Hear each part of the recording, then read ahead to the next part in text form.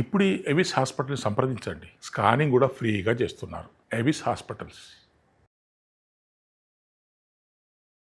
నమస్తే, శ్రీ మాత్రే నమః, శ్రీ గురుభ్యో నమః. సుమన్ టీవీ ప్రేక్షకులకు స్వాగతం, సుస్వాగతం. నేను మీ Raghupriya, astrologist, psychologist, life coach, motivational speaker. ఈరోజు మనము జూలై నెల మాస ఫలితాలను తెలుసుకుందాము. ఇందులో భాగంగా ఈ మాసాన్ని మనము ఆషాఢ మాసం అంటాము.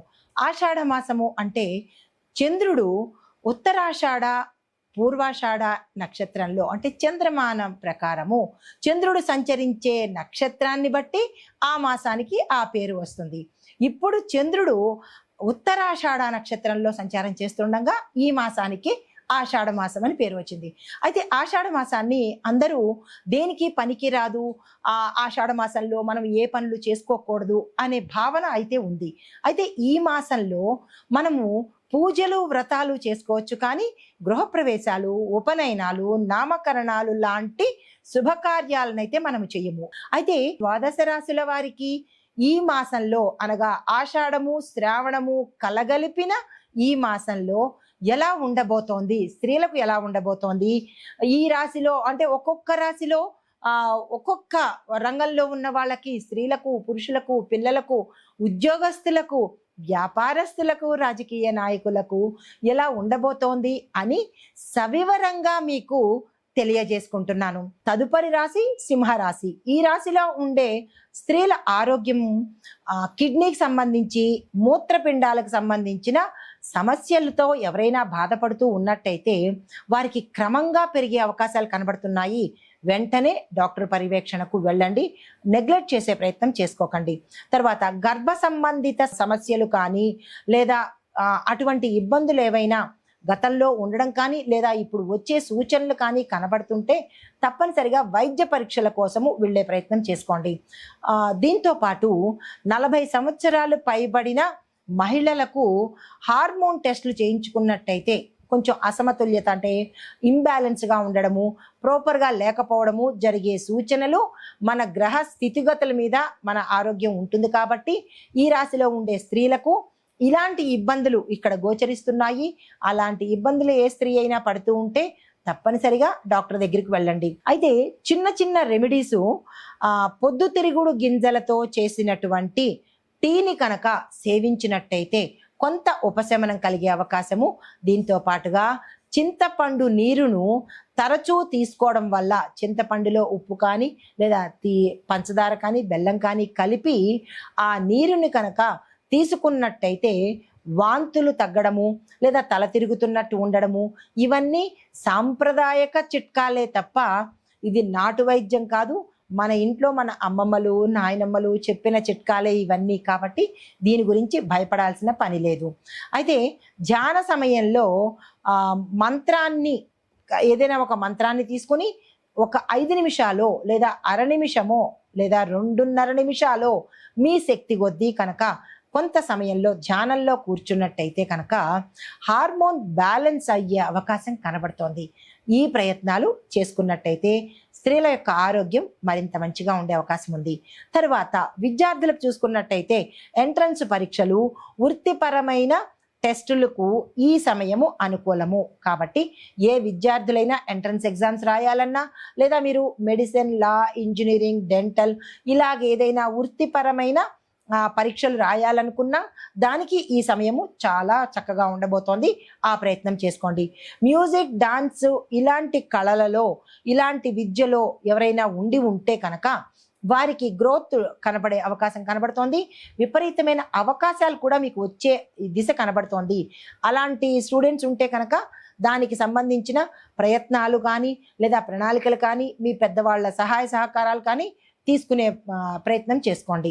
తర్వాత ఉద్యోగస్తులకు తీసుకున్నట్టయితే కనుక అధికారంలో ఉన్న ఉద్యోగులకు, అంటే హై క్యాడర్లో ఉన్న ఉద్యోగస్తులకు బాధ్యతలు పెరిగే అవకాశంతో పాటుగా మహిళా అధికారులకు, అంటే లేడీస్ ఎవరైతే క్యాడర్లో, హై ఎండ్ క్యాడర్లో ఉన్నారో, మేనేజరు, హై ఎండ్ మేనేజర్స్, ఇలా పెద్ద కీలకమైన పోస్టులో ఉండే లేడీస్కి కూడా కొత్త శాఖలు ఇచ్చే అవకాశము, అంటే బ్రాంచ్ నుంచి వేరే బ్రాంచ్కి మార్చే అవకాశాలు కనబడుతున్నాయి. వ్యాపారస్తులకు చూసుకున్నట్టయితే కనుక బిజినెస్ ప్రమోషన్స్, ఆన్లైన్ వ్యాపారాలు అభివృద్ధిలోకి వచ్చే అవకాశం కనబడుతోంది. మీ యొక్క ప్రోడక్ట్స్ కానీ ఉత్పత్తులు కానీ ఏవైనా ఆన్లైన్లో పెట్టాలనుకుంటే ఇది కరెక్ట్ సమయము. మితమైన ఖర్చులు చేసుకోండి, ఖర్చులు పెరిగే అవకాశం కనబడుతోంది. దీంతో పాటు లాజిస్టిక్ వల్ల లాభ శాతం పెరిగే అవకాశం ఉంది, ఆ దిశగా ప్రయత్నం చేసుకోండి. వ్యవసాయదారులకు చూసుకున్నట్టయితే కనుక ఉద్యోగుల మీద ఆధారపడే, అంటే మీ కింద పనివారుల మీద ఆధారపడే పనులను కొద్దిగా తగ్గించుకునే ప్రయత్నం చేసుకోండి. ఎరువుల ధరల విషయంలో పెరుగుదల కనబడుతోంది. దానికి ఆందోళన చెందకుండా ఎక్కడ ఖర్చు తగ్గించుకోవాలి, ఏది అవసరము అనేది బ్యాలెన్స్ చేసుకుంటూ పెట్టవలసి వస్తే కనుక ఎరువులు అవసరము అని అనుకుంటే ధర పెట్టైనా మంచి ఎరువులు తీసుకునే ప్రయత్నం చేసుకోండి. రాజకీయ పరంగా చూసుకున్నట్టయితే కొత్త మహిళా నాయకులకు ఇది చాలా మంచి సమయము. ఎవరైనా కొత్తగా లేడీసు రాజకీయంలోకి రావాలనుకుంటే ఇది చాలా అనుకూలమైన సమయము, తప్పనిసరిగా వచ్చే ప్రయత్నం చేసుకోండి.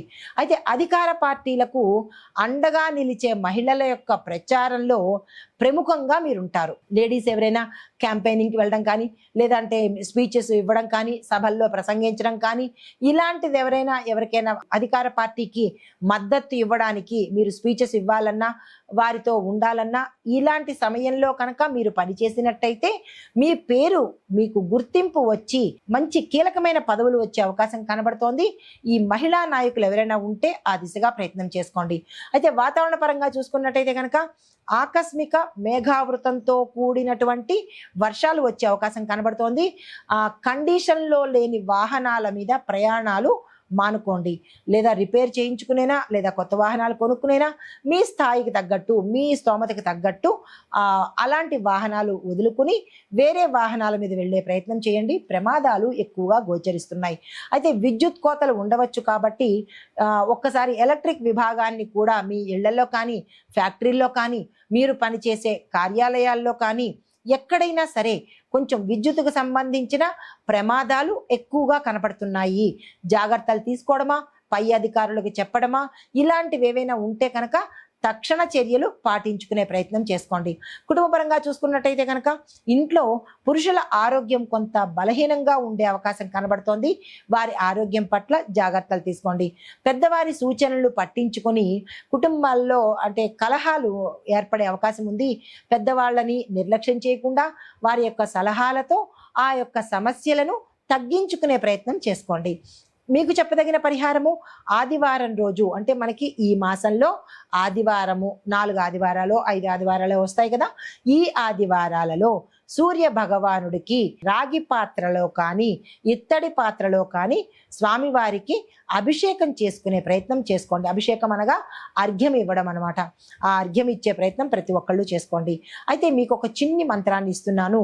ఓం ఆదిత్యాయ నమః అనే మంత్రాన్ని 12 సార్లు ఈ అర్ఘ్యం ఇచ్చేటప్పుడు చదువుకున్నట్టయితే ఎటువంటి జాతక దోషాలున్నా, అనారోగ్య దోషాలున్నా, తరువాత రాజ పదవులను ఇచ్చేది కూడా సూర్య భగవానుడే కాబట్టి ఆ పదవుల్లో ఇబ్బందులున్నా కానీ సమసిపోయి సానుకూలమైన ఫలితాలు పొందే అవకాశం కనబడుతోంది. దీంతో పాటుగా మరి ఒక చిన్న పరిహారము, ఎర్రని పళ్ళెంలో అనగా రాగి పళ్ళెంలో గోధుమలు బెల్లము కలిపిన ఒక పదార్థాన్ని ఎవరైనా పేదవాళ్లకు కనుక దానంగా ఇచ్చినట్టయితే విశేషమైన ఫలితాలు పొందుతారు. నమస్తే.